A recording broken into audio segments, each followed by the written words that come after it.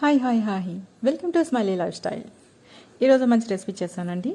రెసిపీని ఏమేమనుకుంటున్నారా? ఆమ్లెట్ అండి. ఆమ్లెట్ అంటే కామన్గా ఎగ్తోనే చేస్తారు, అది తెలుసు. దాంట్లో ఈరోజు కొంచెం డిఫరెంట్గా చేశాను నేను. అది ఎలా చూద్దామా? మరి కావాల్సిన ఇంగ్రీడియంట్స్ ఏంటో ఒకసారి చూద్దాం రండి.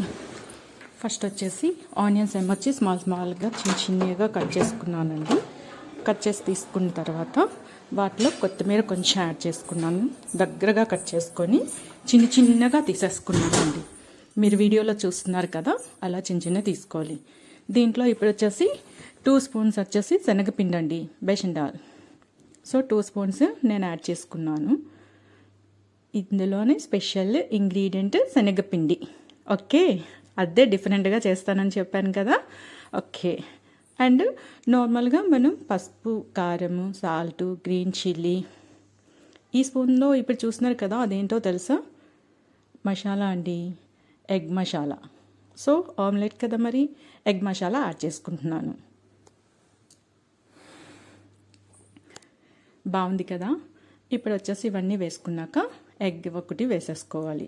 నేను 1 ఎగ్కి 1 ఆమ్లెట్ చేయడానికే ఇంగ్రీడియంట్స్ అన్నీ కూడా ఈ లెవెల్లో వేసుకున్నాను, మీరు అబ్జర్వ్ చేసే ఉంటారు. ఓకే, ఇప్పుడు వచ్చేసి ఇది చక్కగా నీట్గా బాగా అంతా కలిసేలాగా కలిపేసుకోవాలి. గ్రీన్ చిల్లీ యాడ్ చేయాలి కదా, మరి మెయిన్ ఫ్లేవర్ అదే కదా ఆమ్లెట్కి. ఎస్, గ్రీన్ చిల్లీ అండ్ కొంచెం red chilli powder. Green chilli ఎక్కువగా వేసుకున్నా కనుక రెడ్ చిల్లీ పౌడర్ కొంచెం లిమిట్లో వేసుకోవాలి. ఎక్కువ కారం అయిందంటే తినలేము కదా, అందుకు. పిల్లలు కూడా తినలేరు, పెద్దవాళ్ళము తినలేము. ఏదైనా సరే లిమిట్లో ఉండాలి, అంతేనా? ఓకే, సో ఇదంతా కూడా నీట్గా కలిపేసుకోవాలండి. పైన కిందన అంతా బాగా కలిసేలాగా కలపాలి.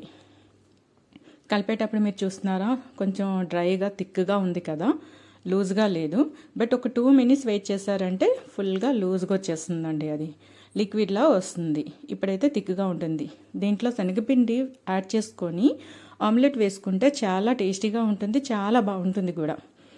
అది ఎలా ఉంటుందంటే టేస్ట్ తెలియాలి అంటే మీరు కూడా ట్రై చేయండి.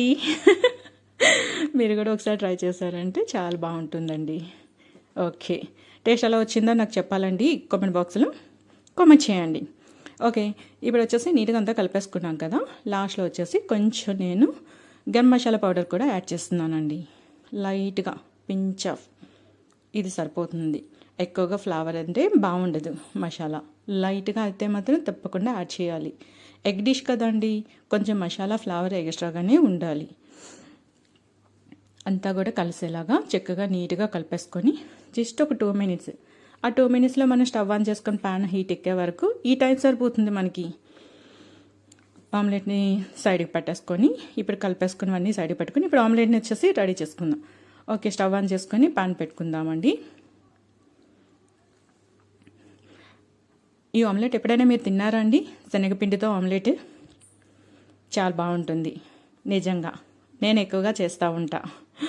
ఓకే, పాన్ ఏమొచ్చి వేడైందా లేదో ఒకసారి చెక్ చేసుకుందామా. వేడైపోయింది కదా, కొంచెం ఆయిల్ వేసుకుందాము.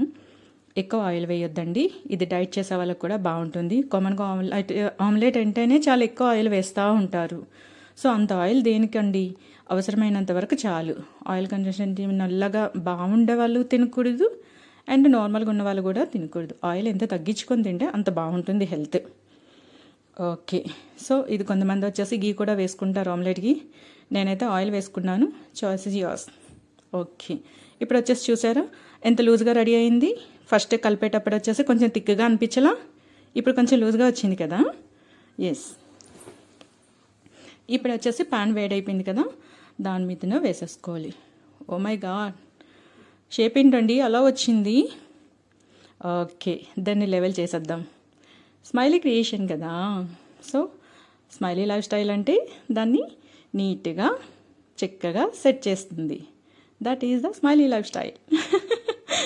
ఓకే, ఇప్పుడు ఆమ్లెట్ షేప్ వచ్చింది కదా.